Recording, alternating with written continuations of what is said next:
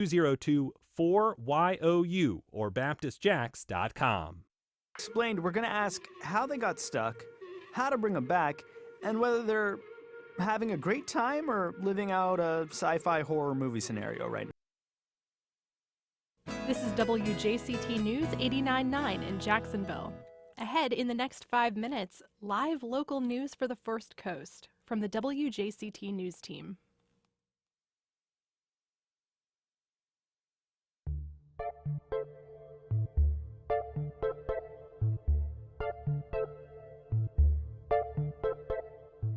Good morning, I'm Ann Schindler, and this is First Coast Connect. Today, 1 year after a racist gunman opened fire in a Dollar General, we remember the 3 individuals murdered that day and discuss the shooting's lasting impact on the First Coast. Then, following years of off-the-charts climate change, we ask a former Obama administration and Tesla executive about the rocky road to green energy. And why the Jaguars' final preseason game was as much about cutting the roster as it was about scoring points. Join the conversation. Give us a call at 904-549-2937 or email firstcoastconnect@wjct.org. You can also tag us on Facebook, Instagram, or X. It's all ahead this hour after the day's news.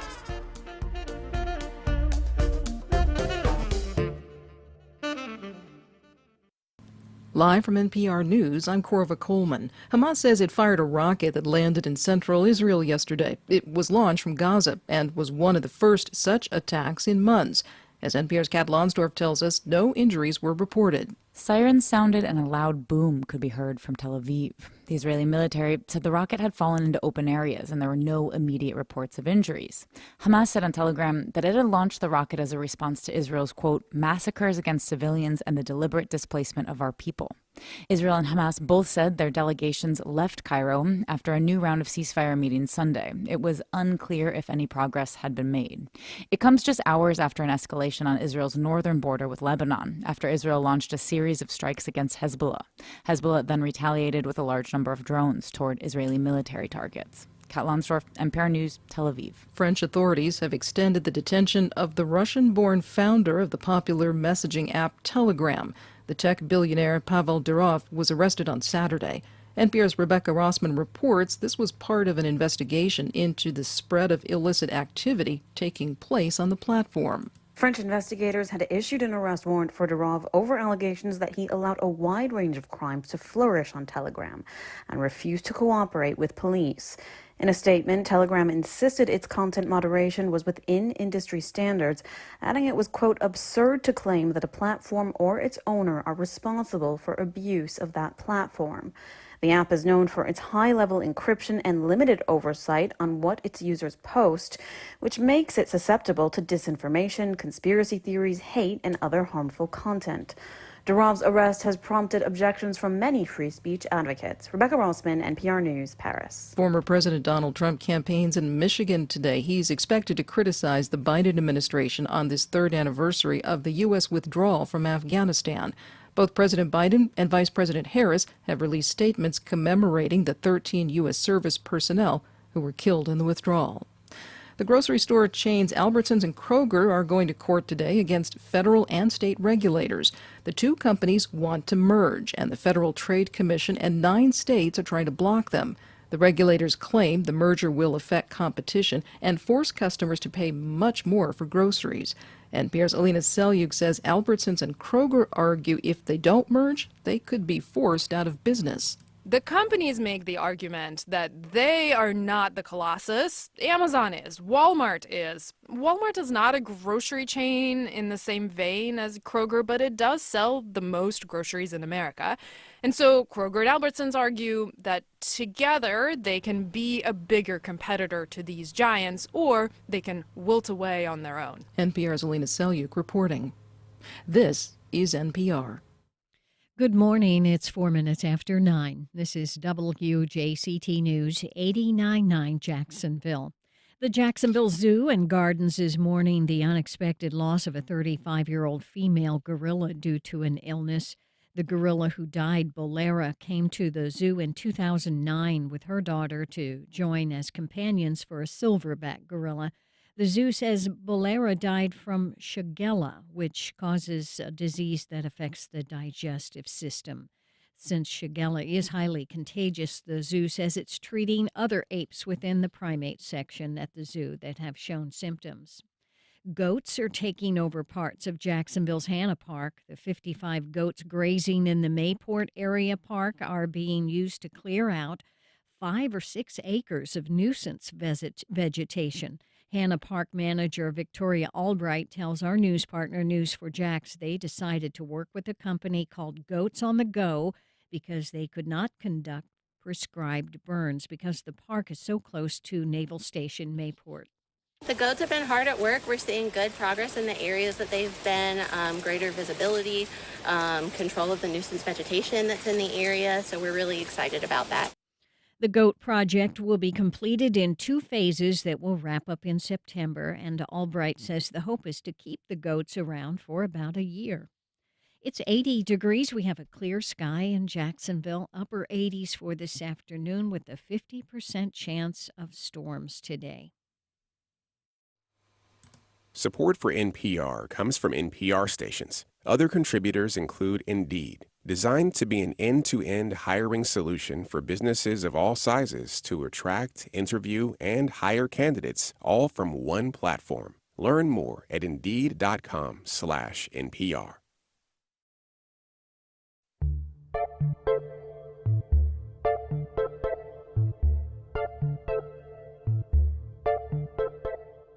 Support for First Coast Connect is provided in part by Baptist Health. Good morning. I'm Ann Schindler, and this is First Coast Connect. Today, 1 year after a racist mass shooting at a Dollar General store in Jacksonville's Grand Park neighborhood, we explore the lasting impact on the community and the path towards healing and justice. Later in the program, a former Tesla executive outlines how humanity can move towards renewable energy within the constraints of global trade. But first, Angela Michelle Carr. Angela Michelle Carr. Anote Joseph A.J. Laguerre Jr. Gerald Sean Gallion. Gerald Sean. The names of 3 victims took center stage at yesterday's remembrance ceremony of the August 26th mass shooting. To discuss the Dollar General attack 1 year later now, I'm joined by Dr. Kimberly Allen, CEO of 90 Forward, a nonprofit group working to end racism in Jacksonville. Hi, Kimberly. Hi. Also joined by the Reverend John Newman, senior pastor at the Sanctuary at Mount Calvary. Good morning. Good morning. Will Brown, race, inequality, and poverty reporter at Jacksonville Today. Good morning, Ann. Good morning, Will. And also Elizabeth Anderson, CEO of OneJax, an interfaith organization devoted to restoring civility and respect. Good morning, Elizabeth. Good morning. Dr. Allen, you helped organize the event yesterday. It was an emotional day, we should say. What should we be thinking about on this 1 year anniversary? The thing that we should absolutely be thinking about are the families and their survivors, first and foremost, because what they have experienced is unimaginable. And as much as we in the community are grieving with them, our grief in no way compares to what they have personally experienced. And so keeping them front and center in any and everything we do around this day is going to be of the utmost importance. And one of the focuses of yesterday's ceremony was a soil collection enterprise that the audience participated in. Explain to us how you came to that idea and what it symbolized. So we partner with the Equal Justice Initiative over in Montgomery, Alabama. That's Brian Stevenson's work. And he, as part of his work, created what's called Community Remembrance Projects. And it is the goal of those projects is to acknowledge and recognize victims of racial terror lynchings that occurred post the Reconstruction era and pre-Civil Rights era.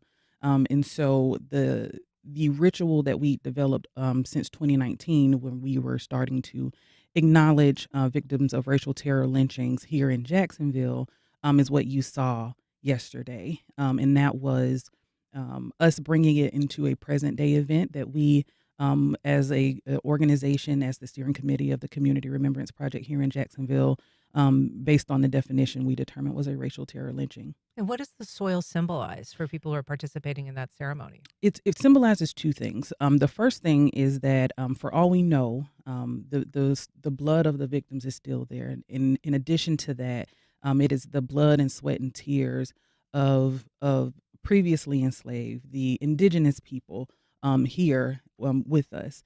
And the second thing that it represents is an opportunity for new growth and new life that will eventually sprout out over time as we see things change, even after a 100-year-old event or something as recent as a year old.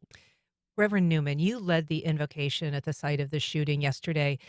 How do you offer the faithful any solace after this kind of a hateful act? Well, ultimately, our solace comes from our faith traditions, so we must always rely on that. But at the same time, there's always going to be some level of disturbance because there's only so much solace you can have when we realize that this event could happen at any moment, any day. It could happen today because of the level of hatred and vitriol that's in our community. So while we're praying for healing, we're praying for a sense of comfort, at the same time we recognize the volatility in the atmosphere that's particularly in this election season that is so pervasive and so combustible. It wouldn't take much for someone with a sick mind to once again be triggered and commit such a horrible act. So on the one hand, we always will resort to calling on God for grace and for help and for strength, but recognizing at the same time this could happen again. And you spoke to as well the sense or a desire for retribution, the instinct that people have as a human to seek some sort of exact some revenge for something like this. How do you address that? How did you address it yesterday for people who weren't able to be there? Well, the reality is that it's a very human thing to want to lash back when someone has wounded you, to go into a certain kind of not only protection mode, but also a vengeance mode. But because we are people of faith, we recognize that we don't overcome evil with another act of evil. We overcome evil with good. And we work assiduously to make sure that we shrink the level of hatred in the community. So it's an ongoing work. But no, we cannot go tit for tat. We have to do better than that. We have to go higher than that. Elizabeth Anderson, there's also plans to install a memorial marker along Kings Road. It was unveiled yesterday for the first time, honoring the 3 people that were killed. What is it about that marker that is significant in terms of the work that OneJax does? Sure. I think anytime that we can bring people together to understand one another, to really experience what another has experienced, then we can build empathy. We can start to build bridges toward understanding. And really that's at the heart of hate, is the misunderstanding of the other person. And so that has always been, for more than 50 years, the goal of OneJax, is helping us understand each other regardless of our differences, and to show up with one another with civility and respect and love and compassion. And if we can have a little bit more of that in our community, then maybe we have a little less terror, a little less hate. Will Brown, you covered this story for Jacksonville Today, and it's one of those stories that's very difficult to cover, not just for the violence and hatred directed at a community, but as a reporter, being a part of that targeted community. How did this story change you as a journalist, and how did you manage to stay focused on your work with all of those emotions? Oh gosh, it still messes with me. I struggled mightily yesterday. Reverend Newman's invocation really pierced my soul in a great way. But I told myself, okay, get it together. And when it's all over, maybe you can let it out. But one thing I can say is that it's changed me, because there's not a day that goes by that I don't keep the programs from the funerals of Gerald Gallion and Angela Carr in my notebook with me every single day. And whenever I have a bad day, I sometimes look at these and say, these folks should still be here. And if it weren't for, to this day, I call what happened at the Dollar General people forgetting how to act. Because who thinks I'm going to drive to a different county. I'm going to write about my desire to kill. I'm not saying that word on air. And then I'm going to go do it. And then some folks say, well, it's racially motivated. No, it's racist. And for me as a journalist, I'm always just so committed to the truth and calling a spade and not a spade a trowel. So if I focus on the truth, people might not like it, but it's the truth. And so the whole time I've just focused on these three people. Gerald Gallion was a father. Angela Carr was a grandmother who was speaking to her family moments before she was killed. And Asia Laguerre was a gamer who was just trying to make some money. So, he's a 19-year-old who loves playing video games. Who wouldn't do that? White, black, brown? How many 19-year-olds don't try and make money so they can play video games? And he was the employee at Dollar General Yes. that was murdered. Yes. Yeah. So that's what I focused on. And for people who can't see, you do actually have those programs with you in your reporter notebook that you carry. And I've seen you pull them out before. They really are something that sticks with you. Yeah. Kimberly Allen, 1 year later, what are we looking at in terms of steps forward, steps back? We know that DEI is a continuing target at the state level, more recently here at the local level, where there have been some efforts to defund any diversity, equity, and inclusion programs in the city budget. How do those battles interact with the remembrance ceremony and the crime itself in the work of 9/0 Forward? I think they are at an interesting intersection, in part because what I saw yesterday was an overwhelming display of unity and love and just community building. And when I intersect that with what I see happening across the state to diversity, equity, and inclusion efforts, I'm also disheartened because these things are in direct relationship with each other. Diversity, equity, and inclusion efforts are intended to help people, one, just respect each other at a baseline, make sure that we respect each other. And the efforts that I have seen across this community in relation to DEI has been around unifying the community and inviting people into our city government that is supposed to be working for them, inviting them in to say, we want to work with you in a different way. We want to elevate your culture. We want to highlight the beauty that comes from whatever you've experienced as a people. And because of rhetoric, folks are afraid. And so we don't have an accurate definition. We don't have an accurate interpretation. Instead, we are going off of what everybody is saying it is versus what it actually is. And everything in me that I have seen in this community as of late around diversity, equity, and inclusion has been nothing short of making sure that people see themselves within our community's tapestry. Will, I know you have to take off for a story in just a couple of minutes, but in terms of how these bills are moving through either the state level or the local level, that's something that you've continued to report on. Just recently, a hate crime bill failed to pass the city council. Correct. The city council essentially said, we already have this covered, so we don't need more protections. That's for them to argue. What I would say is they probably haven't heard from the entirety of Jacksonville, because the folks I speak to would prefer to have these more additional protections. Obviously, I'm not speaking for the entirety of Jacksonville, but the people I have heard from disagreed with the city council's position. There have, the state, I think, secured, an additional $5 million for Edward Waters and security funding in this year's budget that was actually signed.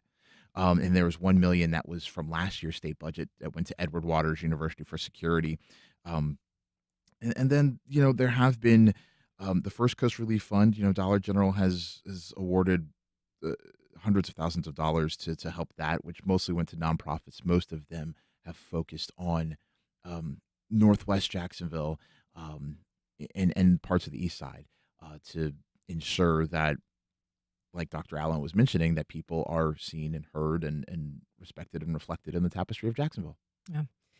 If you're just joining us, we are discussing the 1 year anniversary of the racist mass shooting at a Dollar General in Northwest Jacksonville. You can join the conversation live on air by calling 904-549-2937. You can also email firstcoastconnect@wjct.org or reach out on social media. We have a call now from Wells on the South Side. Good morning, Wells. Go ahead. Good morning. Good morning to your panel, and I want to thank 904 Forward and Dr. Kimberly Allen for soil collection yesterday. I was there, and it was a very moving ceremony.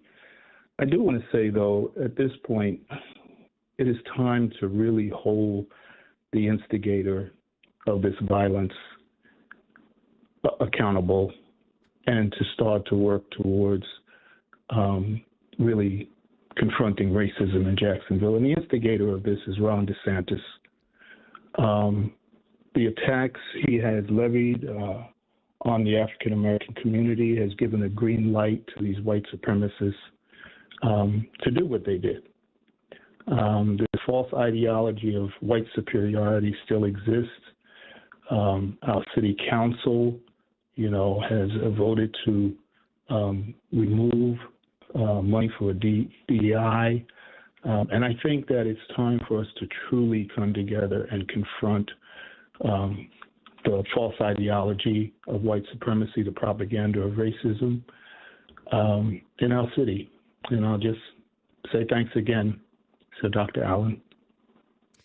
Dr. Allen, obviously there is a political element that was not really discussed too much yesterday, and I want to ask you about that. But first, let's hear what Mayor Donna Deegan had to say on this subject. It's not enough to just remember Angela, AJ, and Gerald in moments of reflection. We must honor them through our actions, our ongoing actions, and our words.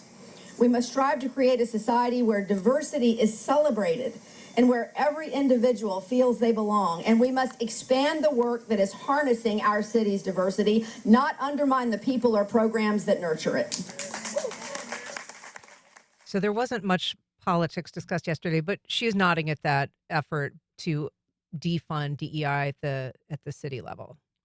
Yeah, and quite frankly, what I have been telling people in general is we have gotten comfortable not voting in our best interest. If we say that we care about diversity, equity, and inclusion, if we say that we care about our neighbors, if we say we care about gun safety, if we say we don't want racist policies or racist people to feel emboldened to do things, the fact is that we have to show up and vote. And a 20% or less than 20% turnout in August is not the right message to send to folks if this is not what we want. And so everything is on the ballot, every single ballot. And I have been stressing to young people in particular, but anybody that I've come into contact with, any and everything you care about, let's set the person aside for a second, because as a 501c3, I can't get into that anyway. However, when you vote or don't vote, you are allowing the introduction of policies and things that are going to govern your life. And the example I've used is like going to a restaurant and being given a menu, and you say, yeah, pick whatever for me, I'm whatever. And they bring you shrimp, and you're allergic to shrimp. That's what happens when we don't show up. Somebody can literally make a decision about you that could kill you because you didn't exercise your right. And so if we're saying that the community we want respects everybody, nurtures everybody, welcomes everybody, we have to vote in that interest. Elizabeth Anderson, there have been some moves towards pushing back on a rise in race hatred and acts of racial hatred, including the anti-swastika bill that the city council passed, I think it was now 2 years ago almost, because of projections that had been, put on buildings of anti-Semitic messaging. And also this mayor has, taken some strong stances on Confederate monuments, which were considered an issue for a lot of people in terms of a symbol of a racist past. So there has been some progress in terms of, moving towards an inclusive, at least from the government standpoint, kind of inclusive posture in healing some of those wounds? Sure. I mean, I think that one of the things that we talk about all the time at OneJax is that diversity is a fact. Right? We are not the same. We are all different. There are lots of ways where our identities intersect, but diversity is a fact. And creating a community where people feel welcome and there is a sense of belonging through policies, through legislation is really important. That's how we get to a city that is thriving. That's how we get to a city that is prosperous. And it's important that we invest in people and policies that will help move the needle, that will help bring us together in a more unified way so that we can all be our highest and best self. How do you remove the politics from those conversations? Because it does seem that those are more politically charged than at least in recent memory. Sure. I mean, I think we recognize that there is political gain for some folks by keeping us divided. And so as a community, as neighbors, we have to be willing to look at each other, to acknowledge our shared humanity, and to say when we work together, regardless of how we might be different, we are actually better. We're actually stronger. And it's going to take the people really stepping up, voting, having their voices be heard through their actions, to send a clear message, I think, to politicians who would rather seek to divide and exploit our differences for power, that we won't stand for that. Reverend Newman, this is one of several race-based crimes that occurred in recent years. There was the 2015 incident in the church in Charleston. There was the 2019 incident at the Walmart in El Paso, 2022 mass killing at a grocery store in Buffalo.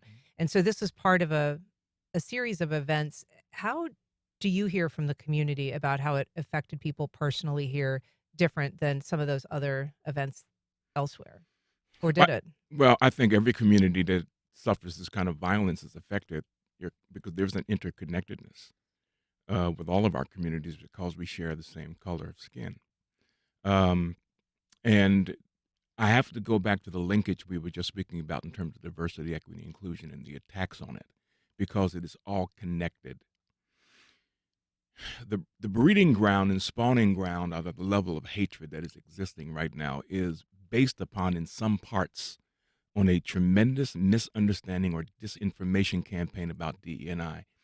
I'm a pastor, so you may not know this, but I chair the Executive Education Advisory Board at Howard University School of Business. And I teach conscious leadership and DEI there, so I can speak to this. Diversity, equity, and inclusion has been sold as a zero-sum game to the white community.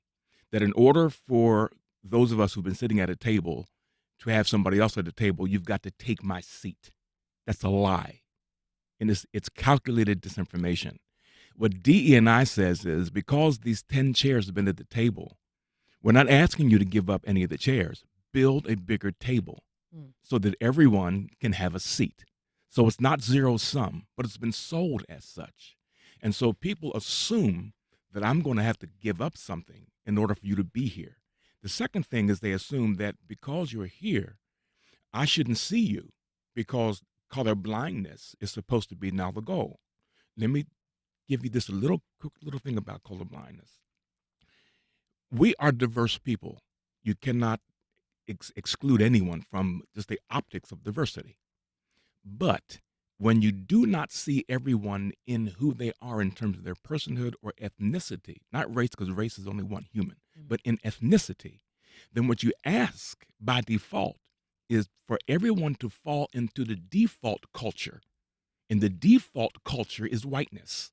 So in order to have color blindness, what you're asking folk of color to do is become actually a version of whiteness that doesn't offend you.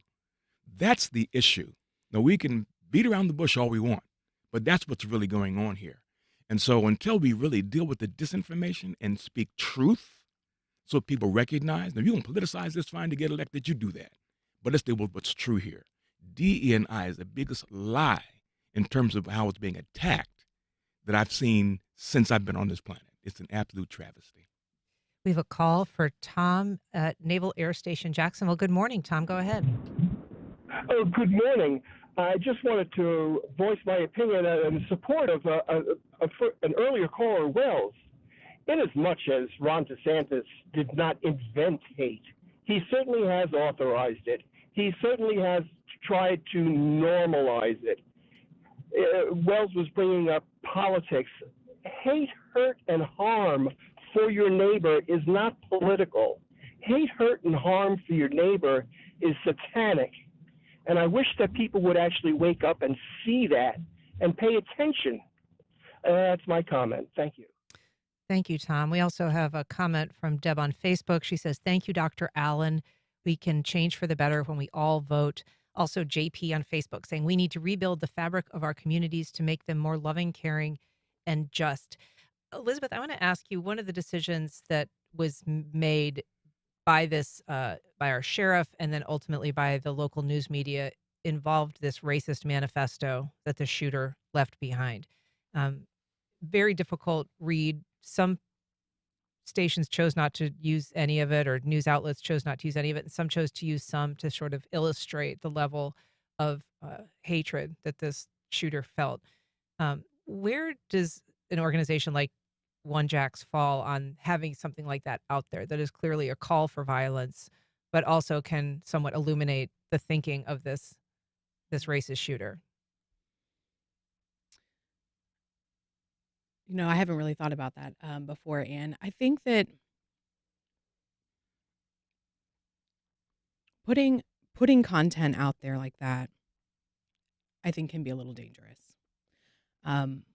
I think understanding what motivates people is important.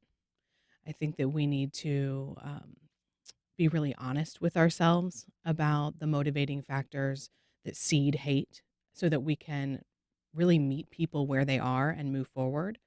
But I think we've got so much ugliness out in the world. And I think when you've got somebody who has committed such a heinous act of terror and violence, I don't know that we give those words life. I don't know that we continue to let that manifesto stand or be praised or be shared. I think it just can lead to more toxicity. Mm-hmm. Dr. Allen, your thoughts? Yeah, I agree with Elizabeth, and I also see the other side, and my mind immediately goes to Emmett Till and his mother's decision to have an open casket funeral so that people could see the ugliness of what racism does to people. And so I think on the one hand, I'm with you. Like there's enough just brutality in the world. And there are some people that if they don't see it, they'll never believe it.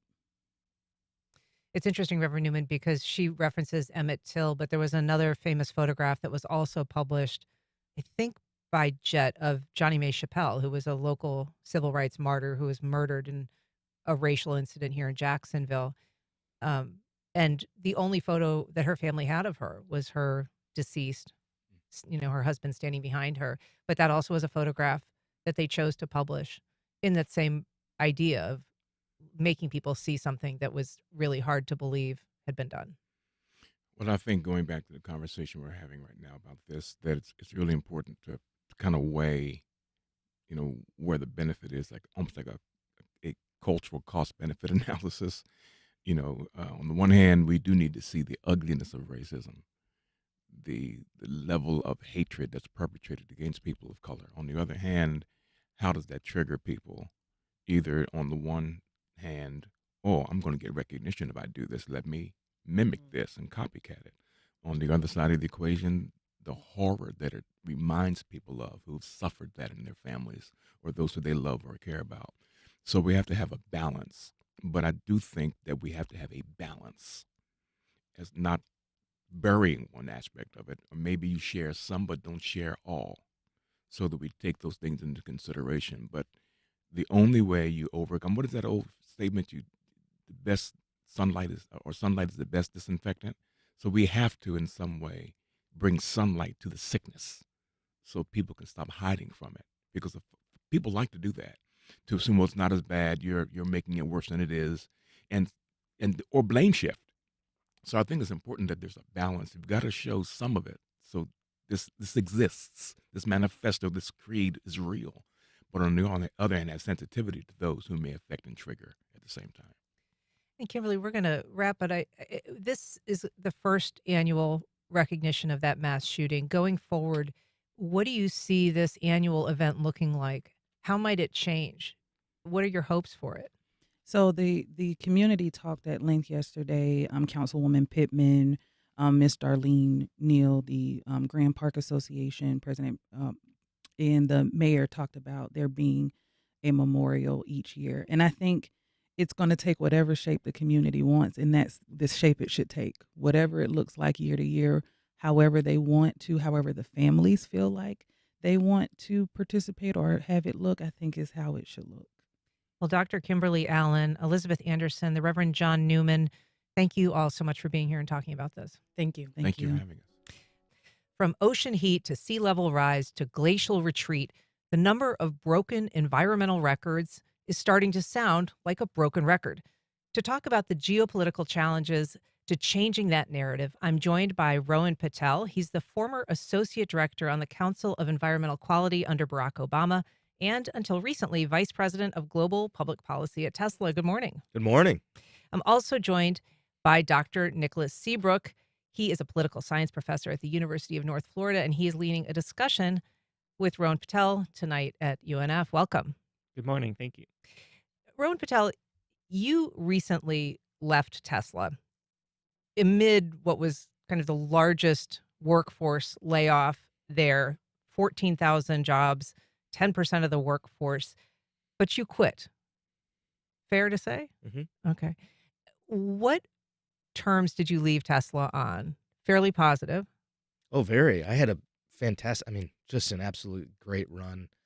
I was so proud to be a part of that growth in delivering and deploying a lot of clean energy, a lot more battery storage, and electric vehicles that are changing the face of transportation. So just loved my colleagues, loved the place, loved working there. I had a great time. And at the same time that you left, there was a shift a little bit in the company's focus on implementing vehicles more cheaply that are battery powered and perhaps more competitively with vehicles like that from China. What do you think about the decision to shift away from that in terms of furthering global energy goals, like writ large? Well, I don't know that I'm not sure I would frame it exactly how you just did, but your question is incredibly important as a general matter. So the competitive landscape vis-a-vis China, not just U.S. China, Europe China, Southeast Asia China, India China, is defining the global landscape today. And that's on lots of different topic areas. The one that I think is going to be defining is this question of how we challenge and how we work on the climate crisis. And that entails many different aspects, from critical minerals to batteries to renewable energy deployment. And if the U.S. government and if the U.S. competitive landscape here in terms of our companies and institutions are not really fully focused on the most important solutions to efficiently deploy as well, we're going to be left behind. So by that focus that our own government has, or perhaps other governments have, are you seeing their desire in being the source of, manufacturing of certain items like cars that are, battery powered with renewable sources? Is that getting in the way of cleaner energy? Simply just trying to be protective of their own trade landscape. Well, here's where I would go with that. You don't need to read between the lines when it comes to the Chinese Communist Party. They set out a plan. They have a 5-year plan. They have a long-term plan and a long-term vision. And if you go back and look at what they have decided to invest in, how they've invested, how they've protected their supply chains, how they've built up this manufacturing capacity, it's not some secret. They've written it down. And what I think what's really important and that's at play right now is that China has built up a very significant manufacturing advantage, both in terms of efficiency, but much more importantly in terms of scale and size. And that size and scale is having a major impact on the industrial policy and the industrial landscape all over the globe. And that's just not on vehicles. That's on vehicles. That's on retail goods. That's on telecommunications. That's on everything. So this dynamic is playing out in a really big way and affecting our politics, affecting our policy, affecting all of the things that we have in terms of industrial policy in the United States. It's a big, big, big, big deal.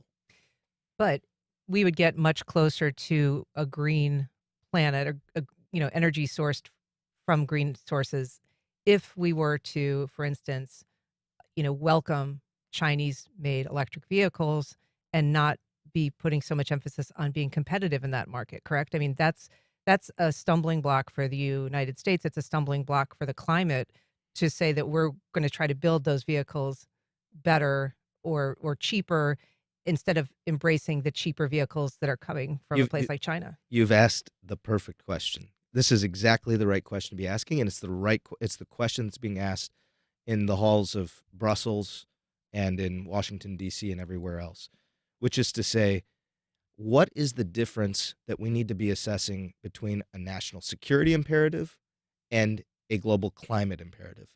And in many of these areas, let's take semiconductors as an example. Do we need to have in the United States enough of a manufacturing base that can cover the most critical defense-related needs, transportation-related needs, general infrastructure needs? Or are we okay being reliant on some allies, but also some adversaries? So that's the core question, and that's also the truth on things like electric vehicles. Do we need to have a friend-shoring policy where we have the ability to, with the supply chain, with critical minerals, get things from Australia, from Canada, from Europe, from places where the U.S. has existing trade agreements, Chile, for example? Are those the kinds of places, or do we want to be reliant on China? I think the answer is quite clear for those of us that have been working in this space, which is that we need to have an industrial policy that does not rely as a last measure on the Chinese government.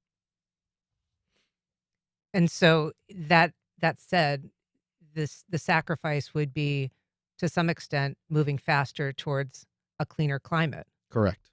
That's exactly right. And that's the trade-off that's acceptable. It's something that I think we can have both and. Your previous guest was talking about the zero-sum game question, and I think that's true here too.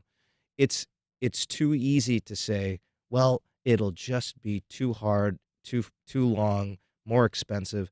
I'm not sure that that's the case. We have to test that assumption. We have to be willing to make those investments, and it's not just in the U.S. We need to have the courage to say, can we do this here? Can we do this with our allies? Can we do this in a way that builds up the supply chain and builds up growth and economic development in lots of different places? And I think that's the case. So there will be more abundance rather than this mindset of restriction.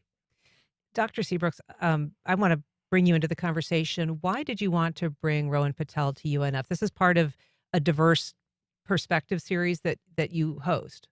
Yeah, so the Office of Public Policy Events hosts this Diverse Perspectives series where we focus on discussing and debating contemporary public policy issues and bringing in all kinds of different viewpoints on those questions. And there's really nothing, I think, that is more important to the future of both the United States and the world and the economy than energy policy. And I agree with Rohan that manufacturing, industrial production, these are going to be crucial.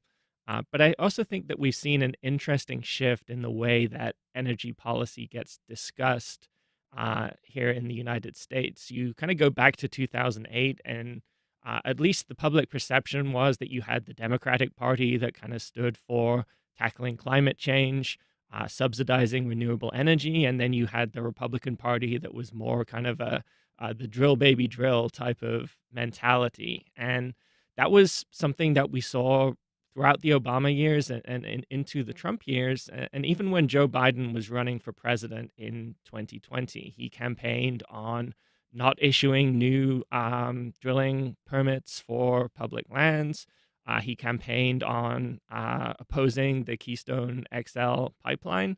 He kind of came into office with that perspective, but very, very quickly, particularly after the Russian invasion of Ukraine happened, there was a shift in emphasis of the Biden administration that I think has been interesting because of how unwilling they've been to tout the fact that U.S. oil production, U.S. Natural gas production is higher under Joe Biden than it was under Donald Trump. The U.S. is now a net exporter of energy and has been since 2019. And this kind of fits in with what the American people say they want out of energy policy, which is kind of an all of the above. They don't want to focus aggressively on reducing emissions at the cost of energy affordability. But at the same time, they recognize that green energy is becoming more competitive on price. And they think that the U.S. should be pursuing an agenda of energy abundance. And so I think it's very interesting as we head into the 2024 election, how the candidates will address the energy question and what direction we'll end up going in the next 4 years, given that the U.S. has been able to kind of increase our energy supply, both by leveraging fossil fuels. The Biden administration eventually did start issuing permits for drilling on public lands. We've seen new pipeline construction, but at the same time, green energy has been growing and becoming more affordable along the way as well. But you see it as becoming less politicized? I mean, I saw a recent poll from Yale and George Mason University saying that support among conservative Republicans for clean energy has dropped from 54% to 24% in just the last 5 years. I think you have to look at what's been happening in Washington. I think we're at a point where we've seen during the second half of President Biden's first term, the ability of Democrats and Republicans to compromise on issues like permitting reform, for instance. So Republicans are very supportive of cutting red tape when it comes to fossil fuel permits. Democrats are very much in favor of doing the same thing when it comes to renewables. There's a point of compromise there where across the board we can say, we know we're headed to a clean energy future, but right now we have to make fossil fuels a part of our energy calculation. It goes back to the trade-offs that Rohan was talking about. We can compromise on that point, and the result is energy abundance across the board. You can see that with the CHIPS and Science Act as well. I think these bipartisan reforms that focus on improving energy production, making energy production easier across the board, supporting scientific research and technology across the board, that you can have bipartisan support for this.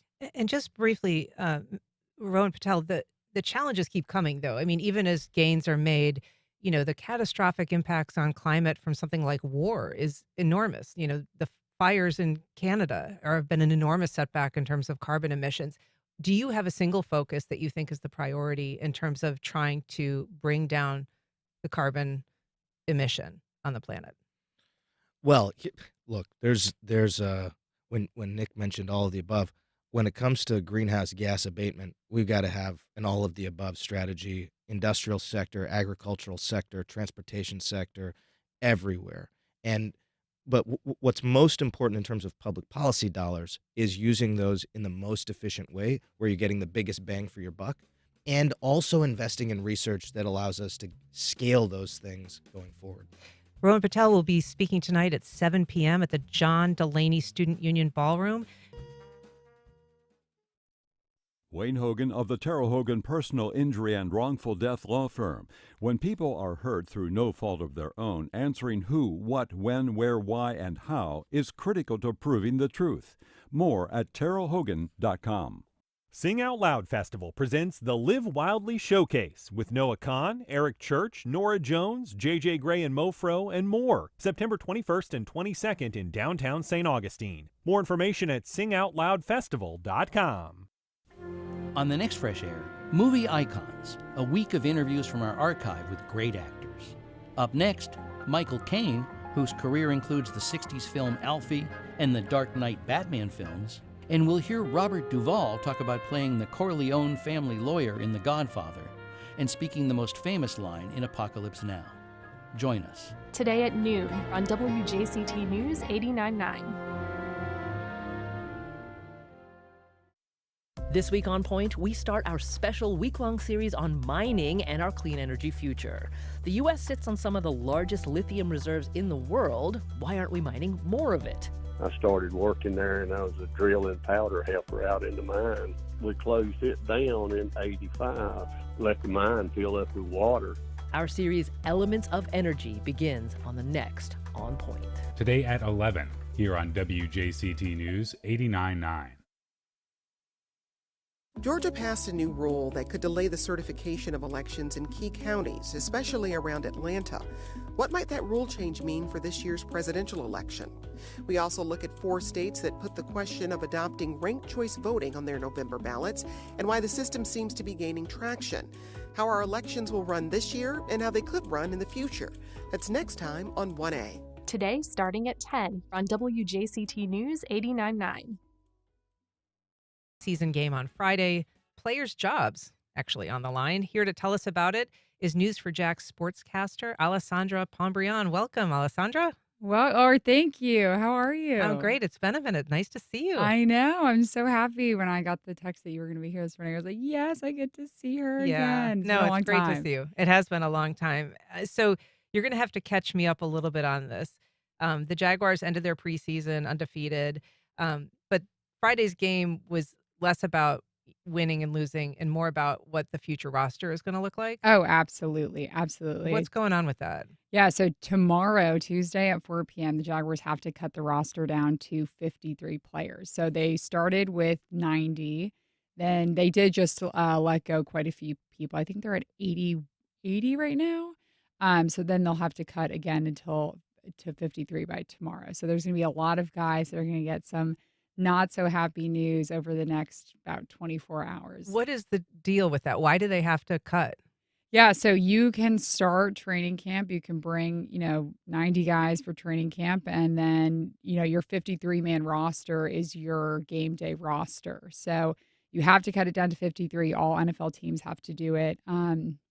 It's just the rules, I guess. You can't really keep 90 guys. That's just too many players, not only to pay an actual game day salary, but just too many guys. I don't even think the locker room really fits 90 people, to be honest. Yeah, I was thinking like fantasy football would never work if there were that many players. Oh my goodness, no. So are these guys actually going to be unemployed or what happens to them? I guess you could say unemployed. A lot of the younger guys who will go on waivers, they'll be released. They'll go through waivers, which means that other NFL teams will have the opportunity to pick them up. There's like so many different rules with that, which we won't get into. But basically, they can get picked up on waivers. If they clear waivers, which means no NFL team wants to pick them up, then the Jaguars can put them on their practice squad. So a lot of the guys that they'll cut probably will end up on the practice squad. But if you're a younger guy, you'll have to go through waivers. If you're a veteran, you could just be signed to the practice squad. You don't have to go through the waivers and stuff. But there's a lot that goes on. It's like a 30-minute show just to explain everything. But the one good thing from the preseason is that one, they were undefeated, and like you said perfectly, it's not really about the wins. It's more about your depth. And the Jaguars' depth did look really good during the 3 games. So Jaguars fans, you should be happy about to hear that because you don't have to rely on your starter. Last season, we've seen it. A lot of the starters were injured, and the depth guys, the second, third string guys had to come in. And I think you can have more confidence in this team that those second and third string guys can come in, not only don't do anything bad, but also, hopefully make a play or something. So it looks really good. Doug Peterson was asked if he cared that they're 6-0 in the preseason over the past 2 preseasons. And he was like, no. He was like, why? I don't care about that. That really doesn't mean anything for, your Super Bowl aspirations. Right now they're going to start looking towards Miami, which is week 1 on September 8th at 1 p.m. kickoff. It's at Miami.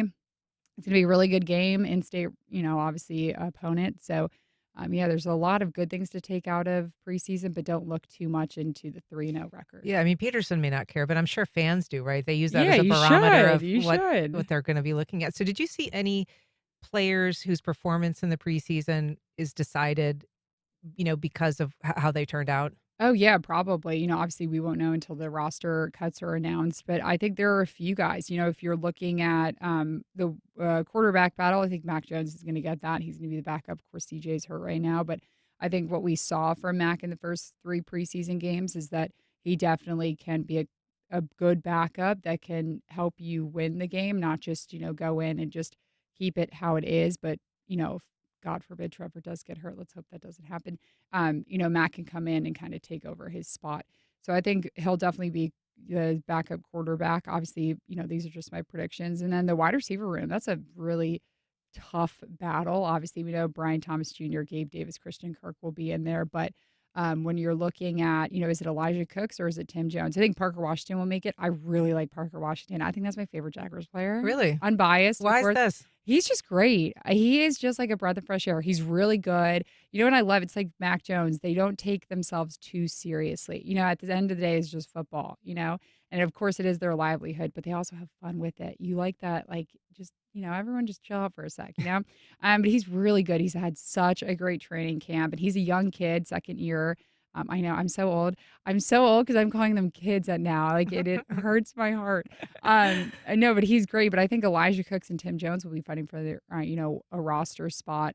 They both had very good training camps. It just depends really on who the coaches think will have a better special teams kind of contribution. But I can't pick which one. I think Jamal thinks it's going to be Tim Jones, but I really like Elijah Cooks too. So there's quite a few battles. Well, Alessandra Pomprian, sportscaster at News4Jax, great to have you back. Thanks so much for being here. Thank you. All right. And that's our program. We encourage your feedback and suggestions. You can send either to First Coast Connect at WJCT.org.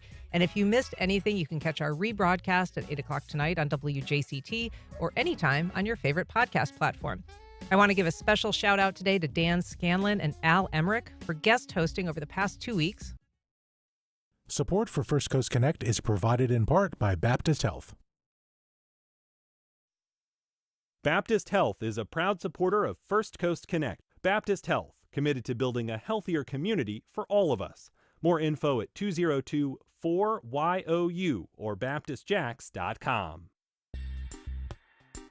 The federal government is spending $42 billion to get every home in this country connected to fiber internet.